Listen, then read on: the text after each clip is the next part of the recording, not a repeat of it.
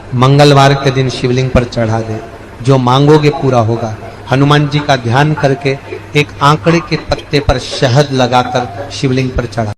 विवाह शादी में देरी हो रही हो, या कोई नया कार्य चालू कर रहे हो उसमें देरी हो रही हो, या कोई सर्विस के लिए नौकरी के लिए जा रहे हो और वो कार्य नहीं हो रहा हो, तो एक धतूरा, केवल एक धतूरा, उस धतूरे को फोड़कर उसके अंदर का फल निकालकर उस फल को शिवलिंग पर चढ़ाकर एक लोटा जल शंकर भगवान को समर्पित कर। दिन होना चाहिए मंगलवार। कौन सा दिन होना चाहिए? जम के बोलो जरा, मंगलवार। समर्पित करो।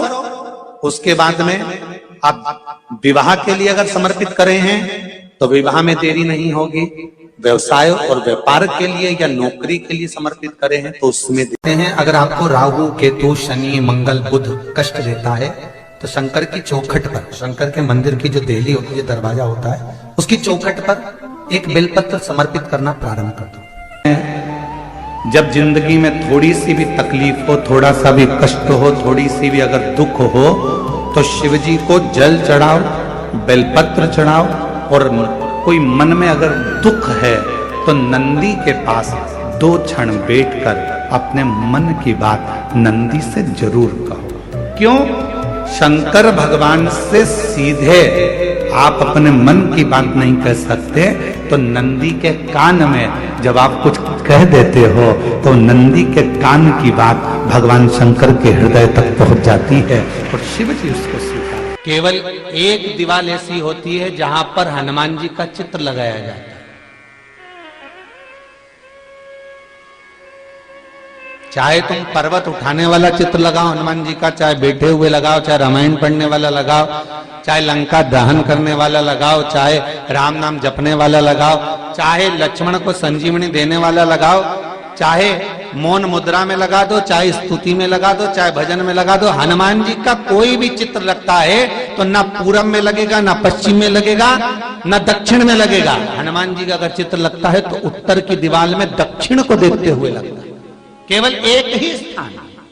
ऐसे उनका आज तक हनुमान चालीसा पढ़ना नहीं है। आज तक कोई चालीसा, चाहे गायत्री चालीसा हो, लक्ष्मी चालीसा हो, शिव चालीसा हो, पढ़ना ही नहीं आती। बस बैठ गए भगवान के सामने और पढ़ लिया आसन लगा के। नहीं नहीं नहीं, चालीसा पढ़ने का भी एक नियम है। अगर कोई लक्ष्य लेकर पढ़ रहे हो तो उसका एक नियम है। पूरी जिंदगी पढ़ते रहोगे तो भगवान की प्राप्ति नहीं है, पर लक्ष्य लेकर अगर पढ़ा है आसन से, जिस भगवान की चालीसा पढ़ रहे हो उसकी मूर्ति या उसका फोटो आपके सामने होना चाहिए। एक घी का दिया, अगर हनुमान चालीसा पढ़ रहे हो तो या तो घी का दिया जलाओ, वो भी गाय के घी का हो, भैंस के घी का मत जलाना।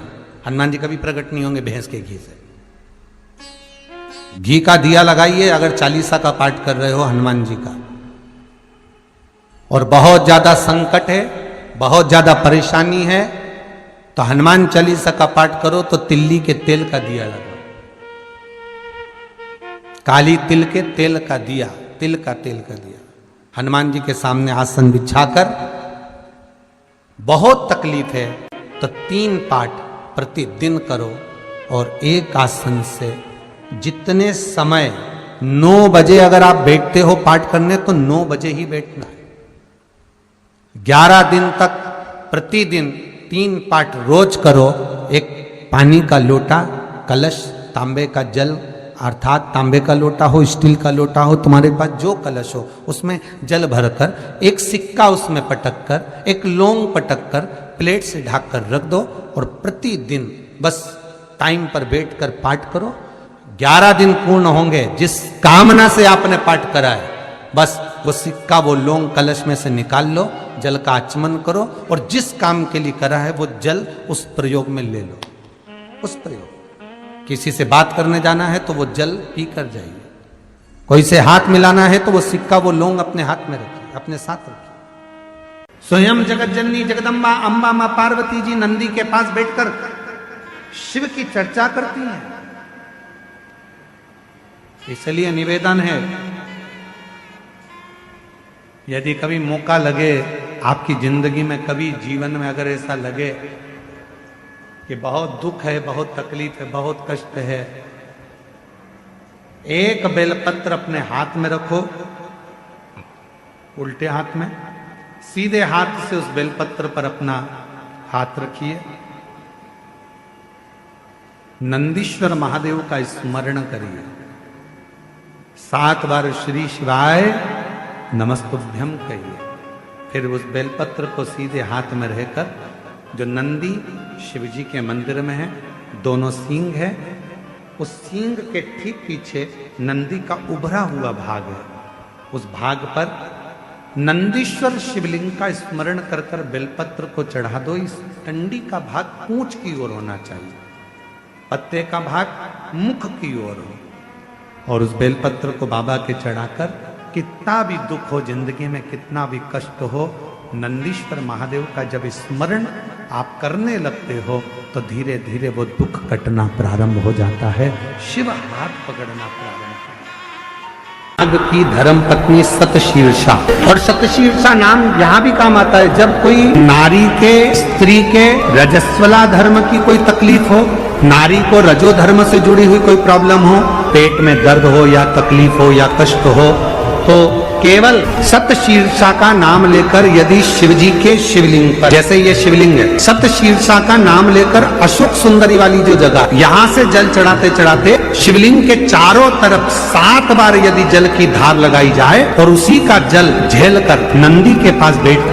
सतशीर्षा का नाम लेकर अगर पिया जाए, रजो धर्म से जुड़ी हुई जितनी भी तकलीफ हो, रजस्वला धर्म से जुड़ी हुई जितनी भी तकलीफें होती हैं, वो धीरे धीरे समाप्त होने। घर में अगर कोई वाहन आता है, घर में अगर कोई गाड़ी आती है, चाहे 2 व्हीलर आए, चाहे 4 व्हीलर आए, या कोई फैक्ट्री हो जो चल नहीं रही हो, बड़े परेशान हो गए, कुछ दिन अच्छा चलती फिर बैठ जाती, कोई व्यापार आप कर रहे हैं और थोड़े दिन अच्छा चल रहा है, थोड़े दिन बैठ रहा है, तो कुछ नहीं करना, केवल हनुमान जी के मंदिर का उल्टा पांव का सिंदूर लेकर आइए, हनुमान जी के 3 नंबर का भाई गतिमान का नाम लेकर, और दुकान पर, व्यापार पर, फैक्ट्री पर या गाड़ी पर उसका स्वस्तिक बना दीजिए। जिंदगी में कभी ना तो गाड़ी का एक्सीडेंट होगा, ना कहीं वो गाड़ी कभी ठुकाएगी और ना कभी खड्डे में जाएगी, और अगर फैक्ट्री पर आपने अगर स्वस्तिक बनाया है तो वो फैक्ट्री कभी कर्जे में, खड्डे में नहीं। तुम्हारे दंत का दर्शन एक प्रत्यंगिरा के रूप में होगा, और सुनो प्रत्यंगिरा, जहां मेरी आद्य शक्ति सती का पूरा स्वरूप जब पूर्ण तरह से भगवान नारायण के चक्र द्वारा खंडित कर दिया जाएगा, जिस स्थान पर मेरी सती के दंत गिरेंगे, वह प्रत्यंगिरा तुम्हारा ही एक बल स्वरूप दंतेश्वरी के रूप में पूजा जाएगा। स्वयं दंतेश्वरी, एक प्रत्यंगिरा, और मां आद्य शक्ति सती माता का जब शरीर के टुकड़े करे गए, जो दंत गिरा है वो दंतेश्वरी के रूप में मां विराजमान हुआ है। आज संपूर्ण जगत जाने ना जाने पर काली पुराण वर्णन करती है, देवी भागवत वर्णन करती है, अथर्ववेद वर्णन करता है कि एक प्रत्यंगिरा माता और एक मां दंतेश्वरी, ये 2 देवियां ऐसी हैं, अगर कोई कितनी भी काली विद्या कर दे, कोई कहीं की भी विद्या कर दे, इन देवी का नाम लेकर केवल दक्षिण में खड़े हो और शिवलिंग पर जल चढ़ाते समय उत्तर की ओर मुख कर कर, जहां अशोक सुंदरी का स्थान होता है, यहां से जल चढ़ाते चढ़ाते धार को जो पानी की आगे ले जाता है, प्रत्यंगिरा माता या दंतेश्वरी माता का स्मरण कर कर फिर जल शिव पर चढ़ाता है, फिर प्रत्यंगिरी का नाम लेकर, दंतेश्वरी का नाम लेकर फिर जल चढ़ाता है। उसकी जिंदगी में अगर कोई कितनी भी तंत्र मंत्र विद्या कर दे, उसके ऊपर असर हो ही नहीं पाता, उसी समय पर कट जाता है। ये वो प्रत्यंगिरी, यहां तक वर्णन आता है महाराज, जिस नारी के, जिस स्त्री के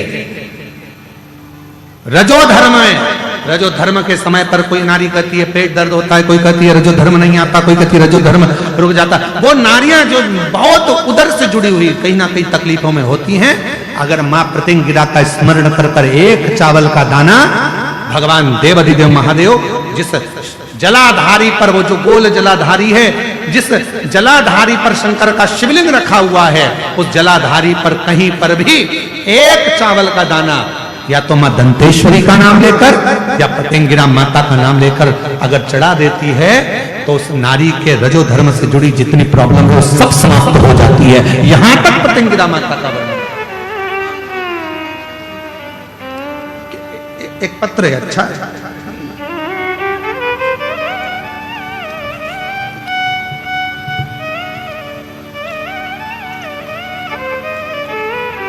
संतोष बिसाई, संतोषी बिसाई महाराज, मान लो कोई एकदम एक्सीडेंट हो गया, डॉक्टर ने जवाब दे दिया कि अब तो मुश्किल है, बहुत मुश्किल, बहुत मुश्किल।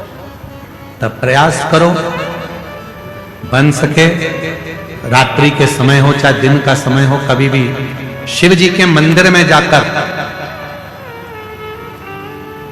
एक हाथ में दूध लेकर एक हाथ में जल लेकर मां प्रत्यंगिरा का नाम लेकर, मां दंतेश्वरी का नाम लेकर उस दूध और जल की धार को एक सांस शिव पर चढ़ाना प्रारंभ करो और प्रारंभ करो और उसका नाम बोलकर कि बाबा उसको संभाल लेना मेरे भोलेनाथ। बहुत डॉक्टर मना कर रहा है पर तू कृपा करेगा तो वो अच्छा हो जाएगा, तेरी करुणा तो वो ठीक हो जाएगा, तू कृपा।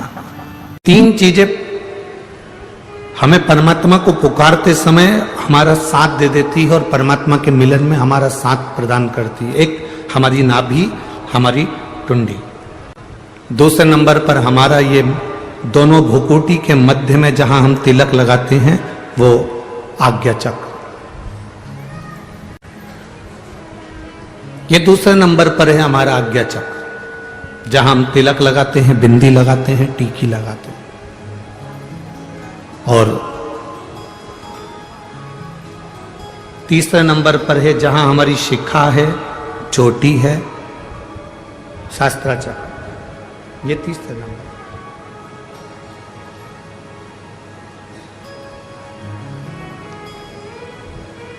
जिस समय जो व्यक्ति ज्यादा बीमार पड़ जाता है, बहुत बीमारियों से ग्रसित हो जाता है, बहुत मात्रा में उसको अगर बीमारी ने घेर लिया, तो शंकर जी पे चढ़े हुए जल का 3 जगह पर अगर वो स्पर्श कर लेता है तो उस व्यक्ति को 15 दिन के अंदर दवाइयां काम करने लगती हैं और वो आराम लगना प्रारंभ हो ही जाता है। कितना भी बीमार व्यक्ति, डॉक्टर कह रहा है इसका अगर 8 दिन के अंदर फीवर नहीं उतरा, 8 दिन के अंदर इसको आराम नहीं लगा तो फिर इसको भर्ती करना पड़ेगा। 10 दिन के अंदर इसको आराम नहीं लगा तो फिर इसको हॉस्पिटल भेजना पड़ेगा। 15 दिन के अंदर अगर इसको आराम नहीं लगा तो हमको यह करना पड़ेगा। 3 जगह पर शिव जी के चढ़े हुए जल का स्पर्श कराओ। शंकर जी पे चढ़े हुए जल को लेकर आओ कटोरी में, लोटे में, उसका स्पर्श हमारी नाभि पर हो, उसका स्पर्श हमारे जहां हम तिलक लगाते हैं उस जगह पर 3 उंगली से उसका स्पर्श, ब्रह्मा विष्णु महेश हमारे आज्ञा चक्र पर उसका स्पर्श हो और उसी जल का स्पर्श हमारे मस्तक पर हो। आप 4 से 5 दिन लगातार भगवान शंकर पे चढ़े हुए जल का स्पर्श 3 जगह पर करते रहेंगे तो व्यक्ति कितनी भी बीमारी से घिरा हो उसको 15 दिन के अंदर उठकर खड़े होना ही पड़ता है।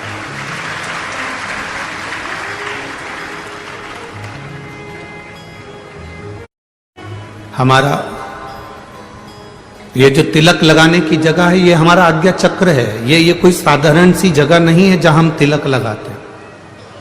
जहां मेरी जीजियां मस्तक पर बिंदी लगाती हैं, टीकी लगाती हैं, मेरे भाई लोग मस्तक पर तिलक लगाते हैं, ये जगह कोई साधारण नहीं है।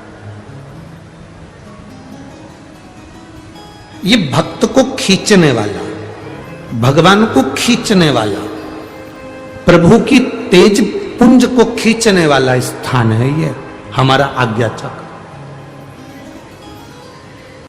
श्री शिवाय नमस्तुभ्यम। हर हर महादेव। पूज्य गुरुजी ने इस वीडियो में 9 दिसंबर मंगलवार पौष मास चल रहा है उसके विशेष उपाय कथा बताए हैं।